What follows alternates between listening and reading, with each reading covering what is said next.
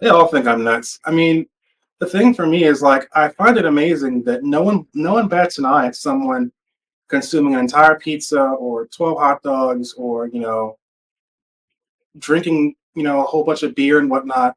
But when you're just eating fat, salt, and meat, somehow something's wrong with you. Alex, how did you find Carnivore? Well, I found out about it because I ended up connecting with a health practitioner back in the beginning of the year, and she mentioned the carnivore diet, and I was like, what is this new thing you're talking about? And she said, just eat, meat, fat, water, and salt. I was like, that's it? That's all? And she's like, yeah. And so I looked it up and did some research, and it seemed kind of crazy at first, but I saw people in the comments and stuff were saying and did some digging, and I'm like, that's enough anecdotal evidence for me for me to be like let's at least try this.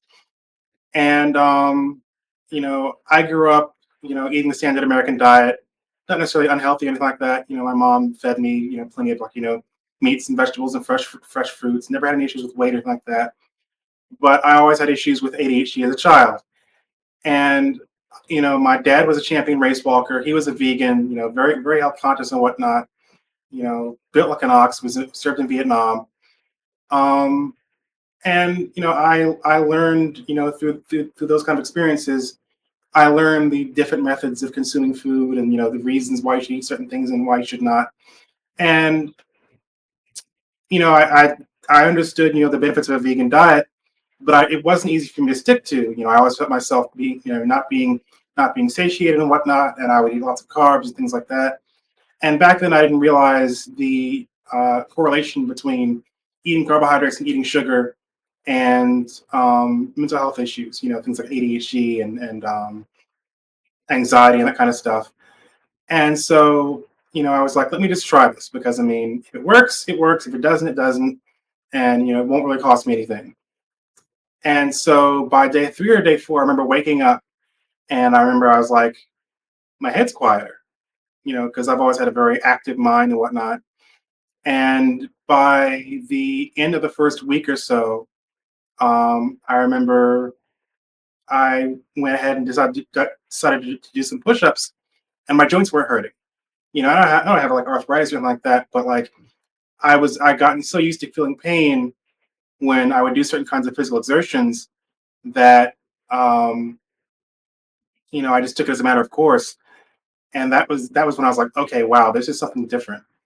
And that's I've been following it since 127 January 27th of this year. It's not been easy. I mean, there's been a lots of stops and starts. I'm not perfect. I mean, I the thing that makes it hard for me is that I love cooking, and I also work in a field that requires a lot of traveling and whatnot. So I mean, you can't necessarily be perfect all the time. But I've decided to focus less on being exacting and being like dead on all the time, and more so on an overall trend. So I mean, I haven't really been consuming salads or anything like that. I eat lots of pork loin, eggs, butter, beef as well, and I'm just treating it as an elimination diet. I've seen my weight drop. I mean, I didn't have much weight to begin with, but I'm down now to like 171 pounds, I think. And I mean, it's been interesting. The reaction from my mother and other family members and stuff, and other even friends, has been kind of disheartening and sobering because everyone's like, "You're going to get scurvy. Why aren't you eating vegetables?" And I'm like, "Well, if you take a look at these videos or read these books, and they just instantly poo what I'm looking at, as though there's no point in examining other means of understanding or other means of learning or even just trying it." And it also made me much more aware of how our dietary system is. We focus more when it comes to food. We as Americans are socialized to eat for pleasure and for enjoyment rather than the idea of food as fuel and food as medicine. And when you walk into a Walmart, you can see this kind of stuff writ large because I notice how there's never a never ending shortage of pills and dietary supplements and things like that to treat everything from eczema to diabetes to weight gain. But when you walk to a Walmart, what do you see front and center? candies, cakes, breads, pastas, processed foods, processed sugars, bright colors, logos, all that kind of stuff. All these things that are meant to act as palliatives for that moment of upset and that moment of hurt. And the things like vegetables and fruits and meat that you should be consuming are all there in the back where you can't really easily see them. And so I think it's kind of disingenuous when people, when they talk so much about how it's all about personal choice, when it's like, yeah, there's personal choice, but look how these foods and stuff are being designed. Look what's being pushed on people. And I really think that a lot of the issues that we're going through right now as a species are being caused by a general lack of proper nutrition and the fact that we are eating to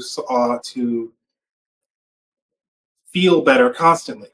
And when I follow this diet, I feel great. I'm not necessarily perfect, but one thing I found is that it allows me to enjoy foods that I shouldn't have much more often. I'm able to make pizza and stuff like that from scratch and have it like once every 2 or 3 months. Make ice creams from scratch, have it, once a quarter or whatever. And when I do that, I remove myself from the dependence of an external provider for my food. I know exactly what went into it. And I also get the benefit of, because my body is now on this much clearer dietary path, I can instantly tell, oh yeah, that's what happens when I eat dairy, or that's what happens when I eat vegetables, because I instantly feel, my energy might go up and down, that kind of stuff. So it's been an interesting journey, and I just wish that there was much more examination of food as not just as a means of subsistence, but as a means for healing. Because from what I found, you know, carnivore, vegan, whatever you're doing, I really think that the aim should be on eating cleanly, and doing it with an idea of being very, very clear about what you're putting into your body. Because if you look at the epidemic of obesity in Black and Hispanic communities in the U.S., and this normalization of oh, when you're getting older, you're going to get sick, you're going to have all these issues, and it's like, it doesn't have to be like that. I made these changes because do I necessarily like eating pork or beef all week? Not necessarily. It's not necessarily fun. But if it's the choice between having a fun diet or being able to run around with my kids and stuff when I have them, when I'm 40, 50, 60, and being able to do push-ups and sit-ups and squats and being able to have cognitive clarity and all that kind of stuff as I age, I know which one I'd rather choose. So, I'm still learning and whatnot, still trying to understand more. I wish there was a lot more research that was being done and a bit less finger pointing, because I think the focus has been so much on this diet is better than this diet. And it's like, well, there are options. Why don't we start doing the science on all this stuff and not necessarily relying on what the primary medical establishment has fed us this far? Because I think there's a lot of money being made um, on the unhealthiness of our society, and I think the focus needs to be more so on you know having people that are well, because the saying is like, it's not a measure of wellness to be adjusted to a profoundly sick society. I'd just like to first talk a little bit regarding your ADHD. So you said day 3 or 4 you woke up and your head was much quieter. Yeah. Um, can you expand on that a little bit for someone who may not who may not have experienced that? Like you wake up thinking and stressing about things immediately. How does that work? Well, I mean, it might be different because I think from what I can tell, I have aphantasia as well as ADHD. So that's aphantasia is where you don't really have a mental voice or the ability to visualize things as most people typically do. So for me, it's not necessarily that there's mental chatter, but just there's a lot of mental energy going on. And when I wake up, like it's oftentimes it's just kind of a general feeling of jitteriness that I would usually get. But I remember just I woke up one day and I just was very, very aware of the sounds that were going on around me in the house. And I just it just felt like I just taken in a breath of fresh air, and I was able to get up and write stuff down, which is something that's always been very difficult for me to do. writing things down, being slower, being more introspective, meditating and stuff like that was easier.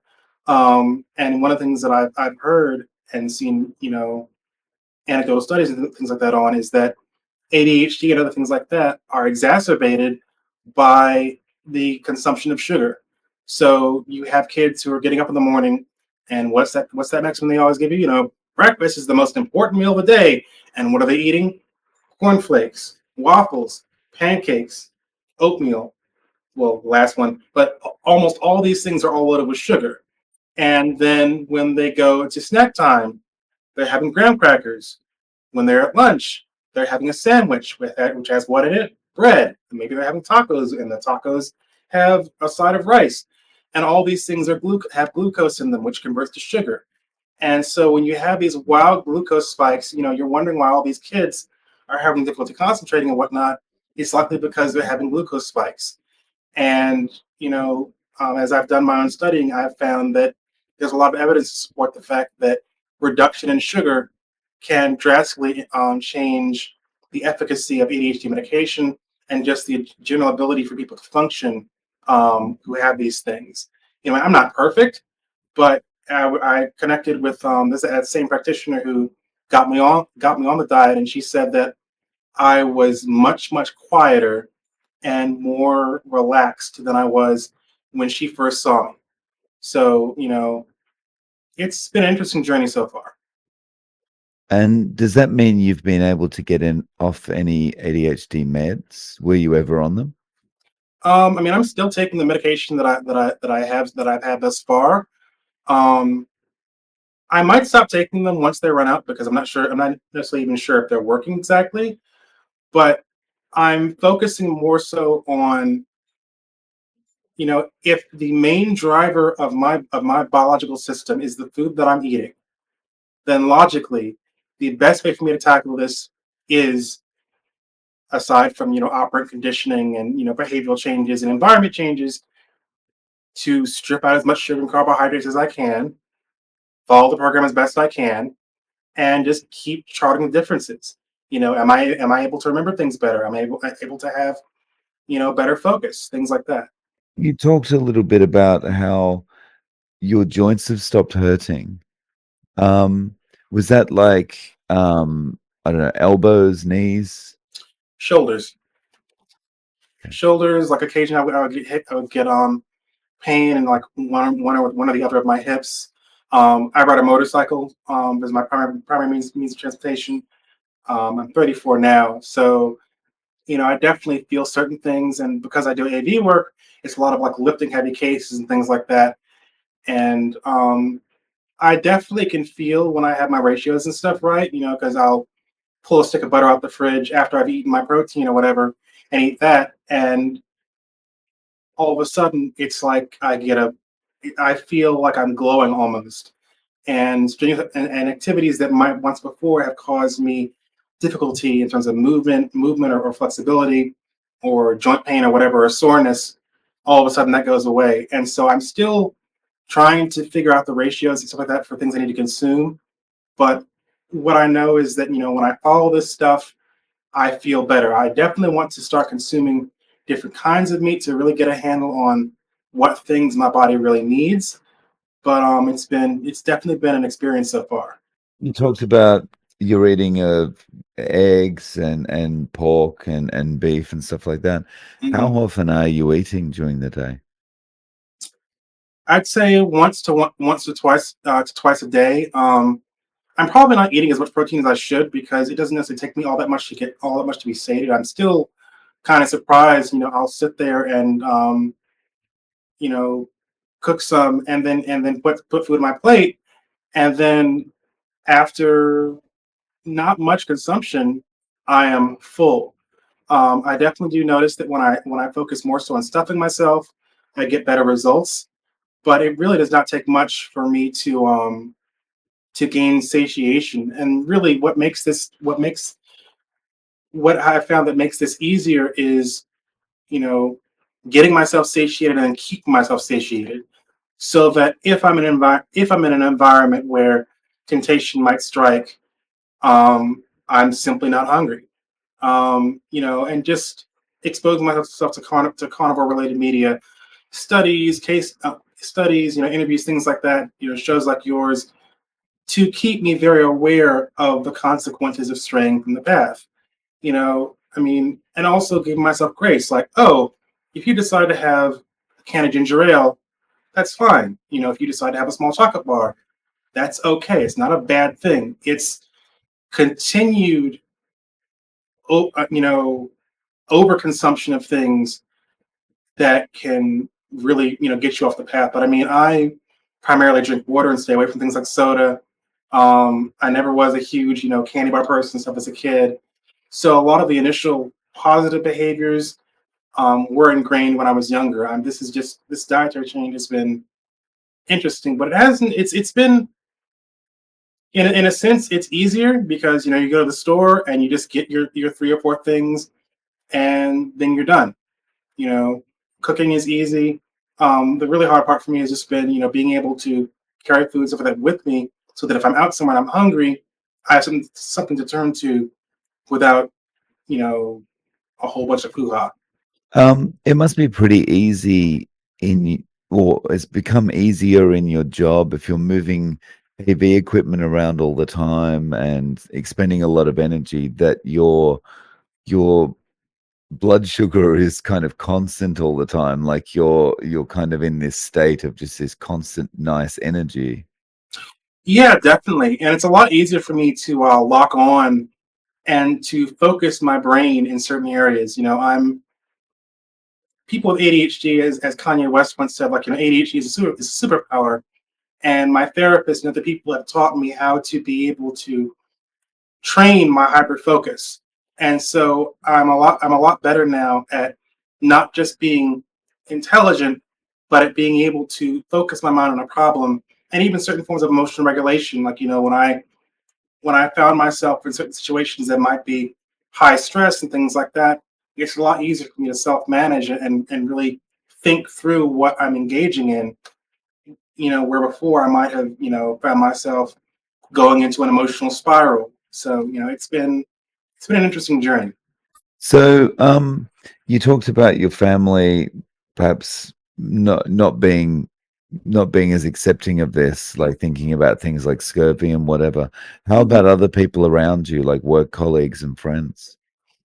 They all think I'm nuts. I mean, the thing for me is like I find it amazing that no one bats an eye at someone consuming an entire pizza or 12 hot dogs or drinking a whole bunch of beer and whatnot. But when you're just eating fat, salt, and meat, somehow something's wrong with you. And I just have been like, you guys can say whatever you want. I'm 6 months in. If something is actually wrong with me, take me to the hospital. And I've asked my mom before, like, do I look sick?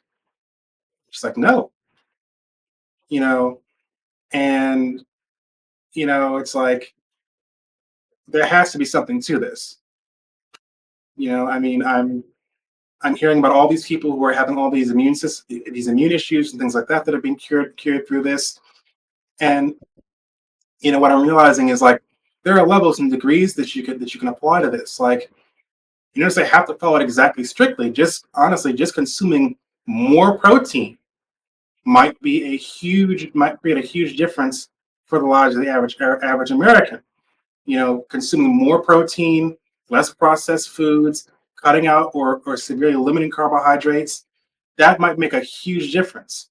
But people get so used to this whole thing of following the standard American diet. And one of the things I've heard people say is like, when you talk to them about the diet, they're like, I can't do it. And it's like, you're not willing to make even one small adjustment for your own health, even if it gives you back your energy, lets you lose weight, lets you live longer, lets you have a better quality of life with your longer life. And it's saddening because you see people making these decisions, and you can lead someone to water, but you can't make them drink. And so I'm just thankful that I've had these exposures and that I've been able to follow through on them for the most part. Yeah, I think I'm interested to hear your opinion on this. I think one of the things that changes when we do this as well is that our whole perspective on things changes. Like in you mentioned this at the start. People are not so good at thinking of food as fuel. You know, food is pleasure, food is all those kind of things, right? So I feel like even when you're talking to people about it now, um, people can't get over that food is pleasure thing. They think, well, if I'm changing, you're taking away my pleasure. So what will be left in my life? That is true, and I definitely do think that I definitely think that a large part of our society is focused on satiating the pleasure, not satiating the pleasure, um, creating a salve for the mundanity and pain involved in everyday life. People work jobs they hate, work with people they don't like. The world is dark and full of terrors and whatnot. And so the only satiation, the only means of control they have or bringing any joy to themselves is their dinner, is their breakfast, is their lunch. You eat what you like because at least with that you have some form of control. That's why people drink. That's why people take recreational drugs. Um, and I definitely do think that once you start doing this, you definitely do have to be able to shift your priorities because you start to recognize who you are being led by your palate. I grew up cooking and stuff, and I love food from different cultures and whatnot. One thing I've noticed is that the focus is almost always these foods are enjoyable and not necessarily these foods are healthy. And in food, even when it does come to the idea of consuming a healthy diet, eating healthy is never something that's considered cool or fashionable. I mean, it is fashionable stuff now, but it's a different kind of a thing. And I really think that in order for us to really become, reach the next level as a species, we need to um, remove our dependence on sugar as a substitute for feeling better about ourselves and for doing work that is meaningful. Because I see so many people who look manifestly unhappy and they're eating all these things and drinking all these things because in the moment it gives them pleasure. But as you age and you start losing that metabolism and whatnot, are you really enjoying that hamburger as much as you think you are? When you start getting diverticulitis or joint issues or back issues, or you start, your weight starts ballooning. At a certain point, it stops having that same kind of luster. But oftentimes by that point, it's not just a simple lifestyle change. It's something where if they don't make this change, they end up dying or they end up having severe difficulties.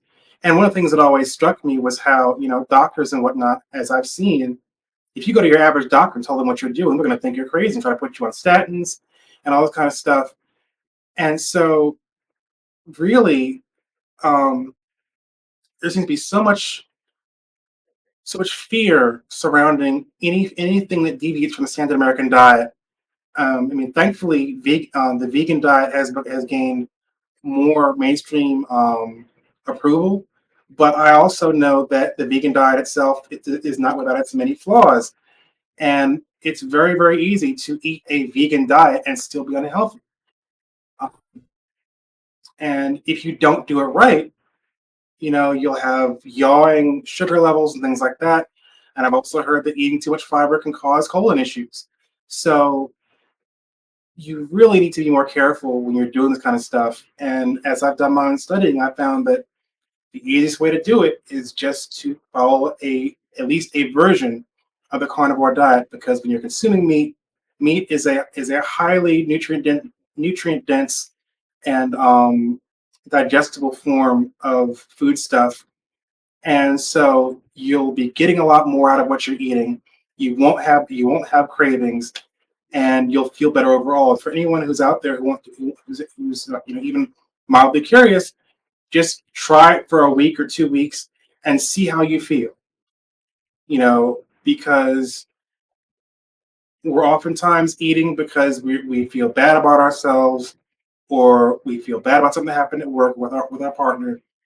And when you're doing that often enough, you don't realize how it affects you. So, be willing to be open to new forms of understanding is what I would say. Yeah, you just reminded me of something of my younger years, like you would maybe put yourself on some kind of diet. Like I was always trying to go back to low carb or keto throughout my life, put yourself on a diet, you'd do okay for a day and a half, and then you'd have a fight with your girlfriend or you'd have a fight with your boss or something like that. And then it's just the first thing you do is go back to eating the same stuff, go and buy yourself a muffin or something like that. Yeah, yeah. I mean, I remember I would when I was a couple of years ago, before I found out I had ADHD. My big thing was pasta and white rice. I'm not sure why. I'm not sure why I liked it that much, but I would consume this stuff day after day, and I didn't realize that it was affecting how I was feeling. But I'd have these days where I'd wake up and I just would feel so horrible. My mood stuff would be down. I would have mood swings. And I mean, what I was going through creatively didn't really help much, but I didn't realize that this stuff was affecting the way I was performing. And so, looking back, I wonder how much of the stuff that I went through high school and middle school and college might have been caused by what I was eating and how I was eating. And I mean, if I'd known about this kind of stuff beforehand and had been willing to try it, how might my life have changed? So I really recommend, you know, I think people should be exposed to this stuff at an earlier date. And I really think there needs to be a lot more long-term studies of this diet and its effects on different populations from different areas in the US and across the globe, because the only way that we can do this is with more information. Anecdotal studies and stuff are great, but we really, really need to have clear, concrete data that is not from biased sources, because that's the only way we can really do this straight, properly, rather. From January 27, this when you got started, um, did you have to deal with cravings, and how did you get over those? I mean, I had cravings and things like that. Now, I still have cravings. Trail mix is my mortal enemy. Uh, but I thankfully, I focus. I allowed myself to have cravings. I would try to resist them. Sometimes I wouldn't be able to, but I would focus more so on, okay, you want this stuff, just have a little bit of it, and that small amount would pale in comparison to the 4 or 5 pieces of pork loin and 6 eggs that I had that day. So I allowed myself to have cravings and whatnot, and I just would restrict myself to small amounts of food. Um, if I was going to have something that I wanted to eat, like pizza or whatever, I would have to make it from scratch. I wouldn't allow myself to go out and buy it, because I think that the reason that people eat the way that they do, as unhealthily as they do, is because it's so easy to go on DoorDash and order that pizza. Go in the supermarket and buy that frozen dinner. And when you start to remove the ability to instantly gratify that pleasure demon in your head, it forces you to really think through what you're putting in your body. And worst comes to worst, you made it yourself. You know where it comes from. You control the portion size. You control what goes in it. And it teaches you history, teaches you culture, but it also teaches you self-reliance and whatnot. So I mean, that was the way that I had to do it, and I had to focus. I had to think to myself, like, it's not necessarily about being perfect. It's about the long haul things, like, how long can I do this for? And the hard thing for me also was really figuring out the kind of things that worked for me. Because first I tried ground beef, didn't really like it at all. I still am not in love with it. I just need to get more used to consuming it along with everything else. Um, but things like eggs, bacon, pork loin, I would learn how to make my own smoked meats, stuff like that. Barbecuing, and then trying out different methods of preparation. Um, Salt and black pepper is an amazing combination. Things like mayonnaise as fixatives, and also still consuming things like garlic, which is helpful for bronchial and other kinds of issues. Ginger, which is and which can be used for anti-nausea and other kinds of things like that. Really researching herbs and medicines because you can understand, not all plants are deadly. Why not learn how to use the ones that you can consume and consume them when you should? So you don't have to always externalize your own health care to your doctor, who might just be pushing a pill on you that you don't necessarily need to take. Because and you look at things like Ozempic and whatnot, and these companies that are making these pills that people are taking, and I think that one of the problems is that they provide a solution that is far too easy for the problem at hand. When you're able to, eat the way that you want,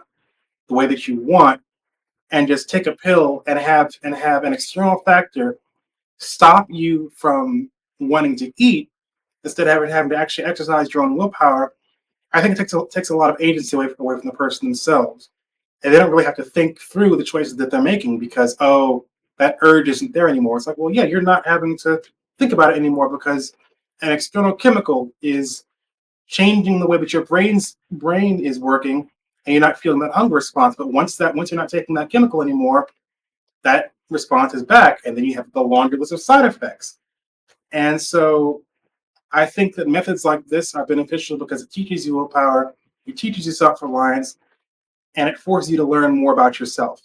So if one of your friends came to you and said, "Look, I see you've had some good results, Alex. I want to give this carnivore thing a try. Please tell me what I should do to stick to this." What would you advise them? It depends a lot on who you are on who you are as a person and how your brain works. If you're the kind of person who just wants to go cold turkey, kind of like I did at the start, do it because sometimes it takes seeing a radical change. Other people might need to taper on and off. I would just say start by buying ground beef, buy sausage, buy bacon, buy eggs, um, and then just start by start on the first day. Cook some up and eat until you are full, and also eat some butter as well. I would say that's the other thing that has been difficult for me to do is consuming the right amount of fat as well. But consume bacon, ground beef. I'd say like bacon and ground beef would be good to start with, and then just do that. And every time you feel hungry, consume those things: bacon, ground beef, butter, and then just keep doing that and drink lots of water, and you'll start noticing, oh, I'm not going to the I'm not going to the bathroom as often as I was. Why? It's not because as you're oftentimes told, because I was told that, oh, you're not going to the bathroom because the meat is sitting in your body and putrefying. Well, no, it's because your body is breaking down the meat, and what you're excreting is things that you can't consume. So you're really getting more from the food that you're consuming.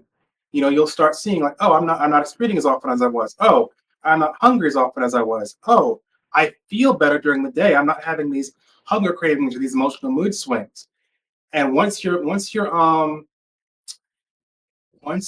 levels and stuff start to stabilize, and it's also about how much damage you're trying to initially undo. I was not obese or anything like that. I had a small bit of a stomach at the start, which is one of the things I'm glad that has essentially nixed itself because of the diet. Um, but I didn't really have all that much to work against. But it may take longer for other people to have results. But at the end of the day, try it for a week, 2 weeks, a month, 2 months, and see how you feel. If you honestly go back to your diet, and if you honestly can say at the end of that period that you felt better eating the way that you were, then feel free. But if you feel manifestly different, if you feel happier, if you feel healthier, if you're more aware of the cravings and stuff that you were having, like I realized a couple days ago that I didn't enjoy bread the same way that I was. It was something about, the mouthfeel, whatever it was. I tried having a hot dog, didn't really want to eat it because it didn't feel right. You know, Eating things like rice, I don't enjoy it nearly as much as I used to. Pasta, same thing, because I know instantly that if I consume this thing, I'm not going to have a good time. And it's not necessarily because of any gastrointestinal issues. It's just like if you consume this, you're going to have to reclaw back up that same distance. You know, I mean, some things like ice cream. I mean, life without ice cream is very very hard. But it's like if I'm going to do that, I'll make it from scratch. But by and large, I want to follow this thing as strictly as I can because I know that it will make life easier for myself and for my descendants. Because if these are behaviors that I can instill in my children, even if they don't follow them exactly, it'll make them far, far healthier as individuals and more mentally and cognitively effective in the workforce and just in their own lives. And that should be the aim. It's like if you have people who are all eating better, exercising, drinking water, stay away from processed foods, if you have a legion of those people and who are doing this on a generational level, imagine the degree of societal effectiveness you can engage in.